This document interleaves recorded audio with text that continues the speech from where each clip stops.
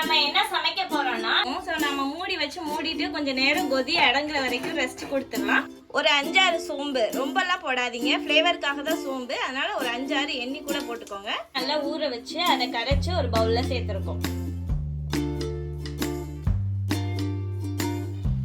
Hello everyone, welcome to our channel Kitchen in the Dark.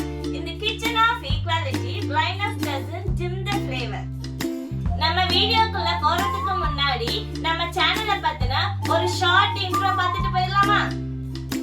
நம்ம சேனலை already follow பண்றவங்களுக்கு நம்மளை பத்தி தெரியும். நம்ம சேனல் வீடியோவை புதுசா பார்க்கறவங்களுக்கான இன்ட்ரோ.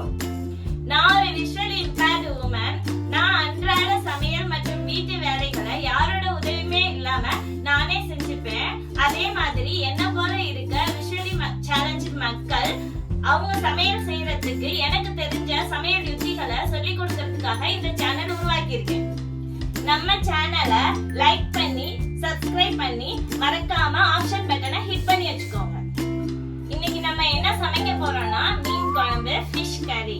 அதுக்கு நான் என்ன மீன் சூஸ் பண்ணிருக்கேன் அப்படின்னா வெள்ளை மீன். அந்த வெள்ளை மீன்ல வந்து சுண்ணாம்பு சத்து ஜாஸ்தியா இருக்கும். இந்த மீன் ரொம்ப ரொம்ப உடம்புக்கு நல்லது, நம்ம போன்ஸுக்கும் நல்லது. இந்த மீன் குழம்பு எப்படி செய்யலாம் வாங்க பார்க்கலாம். சின்ன வெங்காயம் 50 கிராம் அளவுக்கு நல்ல தோல் உரிச்சு 2 வெட்டி எடுத்து வச்சிருக்கேன். அது மேல 2 இனுக்கு கருவேப்பிலை எடுத்து வச்சிருக்கேன்.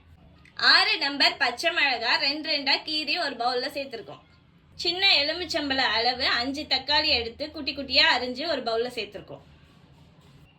சின்ன எலுமிச்சை அளவு புளி எடுத்து நல்லா ஊற வச்சு அதை கரைச்சு ஒரு பவுல்ல சேர்த்திருக்கோம். விலை மீன் 1/2 கிலோ எடுத்து நல்லா ஃப்ரெஷ்ஷா கிளீன் பண்ணி ஒரு பவுல்ல சேர்த்து மீன் குழம்பு செய்யலாமா வாங்க. நம்ம நேவிகேஷன் கீயை ரைட் டு லெஃப்ட் 90 டிகிரியில் வச்சு அடுப்பை ஆன் பண்ணியாச்சு. இப்போ நம்ம மீன் குழம்பு தாளிக்கிறதுக்கு மண் பாத்திரம் எடுத்துருக்கோம். இதோட டெப்த் நம்ம விரிஸ்ட் அளவு தான் இருக்குது. நல்ல அகலமான பாத்திரம் இருக்குது.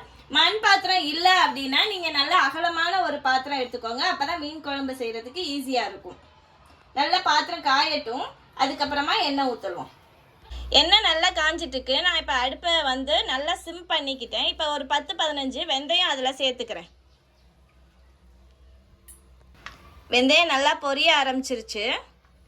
ஒரு 5-6 சோம்பு, ரொம்பலாம் போடாதீங்க, ஃப்ளேவருக்காக தான் சோம்பு, அதனால் ஒரு 5-6 எண்ணி கூட போட்டுக்கோங்க. நல்லா பொரியிற சவுண்டு கேட்குதா? இப்போ நம்ம பச்சை மிளகாய் கீரி வச்சுருந்தோம் இல்லையா, அதை சேர்த்தாச்சு. தெரிக்கும், மேலே படப்படன்னு கொஞ்சம் தூரமாகவே நின்றுக்கோங்க.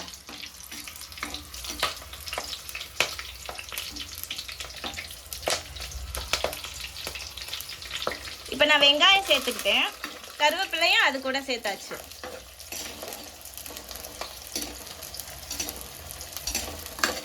நல்லா வதங்கட்டும், கொஞ்சம் பொன்னிறமாக ஆகணும்.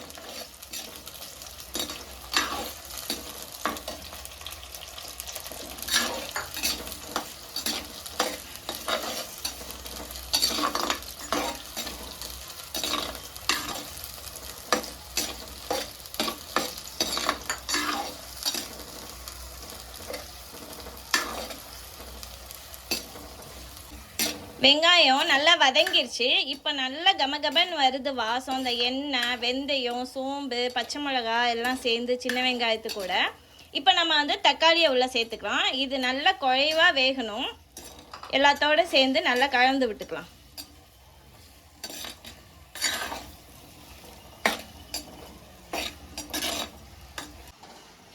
நமக்கு தக்காளி நல்லா குழையணும். அதுக்காக நான் இப்போ வந்து மீனுக்கு, குழம்புக்கு எல்லாத்துக்கும் சேர்த்தே ஒரு கைப்பிடி உப்பு போட்டுக்கிட்டேன்.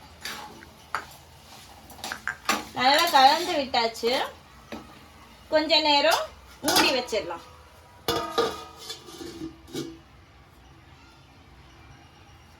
ஃபைவ் மினிட்ஸ் ஆயிடுச்சு. இப்போ நம்ம மூடி எடுத்துட்டு எப்படி வெந்திருக்குன்னு பார்க்கலாம். ஒரு கைப்பிடி வச்சு எடுங்க, ஆவி அடிக்கும்.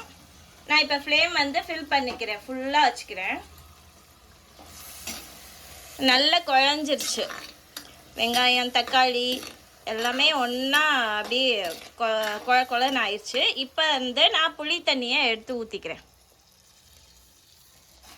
என்னோட புளி வந்து கொஞ்சம் போட்டாவே நல்லா புளிக்கும். ஸோ உங்களோட புளியோட புளிப்பு தன்மைக்கு ஏற்ற மாதிரி நீங்கள் புளி சேர்த்துக்கோங்க.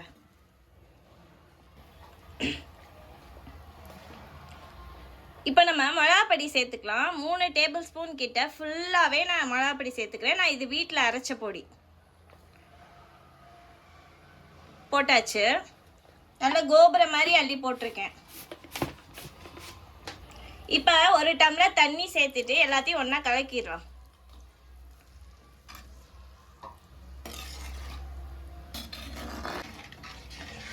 நல்லா கலந்து விட்டாச்சு. இந்த ஸ்டேஜில் நீங்கள் உப்பு புளி காரம்லாம் வாயில் வச்சு பார்த்துக்கோங்க. என்ன தேவைப்படுதோ அதை போட்டுக்கோங்க. எனக்கு எல்லாமே கரெக்டாக இருக்குது. கொஞ்சம் நேரம் கொதிக்கட்டும். கொஞ்ச நேரம் மூடி போட்டு கொதிக்க வச்சுக்கலாம். மீன் குழம்பு நல்லா தலன்னு கொதிச்சு வாசம் நல்லா வருது. ஆவியும் வந்துட்டு இருக்கு. வாங்க கலந்து பார்த்து எப்படி இருக்குன்னு பார்க்கலாம். மூடி எடுத்தாச்சு. ஃப்ளேம் நம்ம மீடியமாக தான் வச்சுருக்கோம். நம்ம ஃபர்ஸ்ட்டு தாளிக்கும் போது இருந்ததுக்கும் இப்போ நல்லா கொதிச்ச அப்புறமும் கொஞ்சம் கெட்டி ஆயிடுச்சு. நல்லா கரண்டியை வச்சு கலரும் போதே நமக்கு தெரியும் அந்த கெட்டித்தன்மை. இப்போ மீனெல்லாம் ஒன்று ஒன்றா அதில் சேர்த்துக்கலாம்.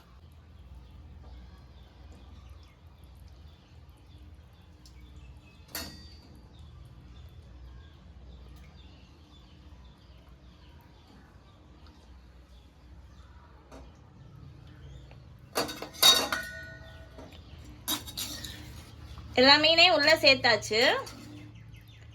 ஒரு கிளறியாச்சு. கொதிக்கட்டும். நம்ம இப்போ ஃப்ளேமை வந்து ஃபுல்லாக வச்சுக்கலாம். ஒரு மூடி வச்சு மூடிக்கலாம். கொஞ்சம் நேரம் கொதிச்சு மீன் வேகட்டும். அப்புறமா எப்படி இருக்குன்னு பார்க்கலாம். நல்லா தலன்னு குதிச்சிட்ருக்கு. இப்போ நம்ம சிம் பண்ணிக்கலாம். ஏன்னா இது மண் பாத்திரத்தில் நம்ம வச்சுருக்கோம். இதோட ஹீட் வந்து ரீட்டைன் ஆகிட்டே இருக்கும். நம்ம சிம் பண்ணியும் எப்படி தலன்னு கொதிக்குது பாருங்க. சீக்கிரமே அப்புறம் குழம்பு வத்திரும், மீன் வேகாமல் போயிடும். அதனால இப்போ நம்ம சிம் பண்ணிட்டோம். 2 நிமிஷம் ஆயிடுச்சு. குழம்பு நல்லா கொதிச்சிருச்சு. இப்போ நம்ம திறந்து பார்த்துக்கலாம்.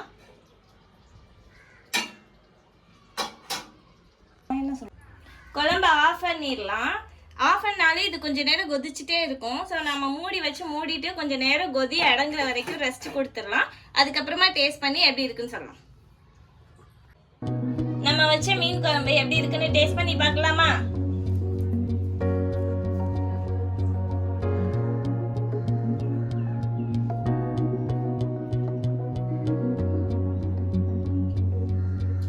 புளிப்பு உப்பு காரம் எல்லாமே நல்லா அது கலந்துருக்கு. மீன் எப்படி இருக்கு வெந்திருக்குன்னு பார்க்கலாம்.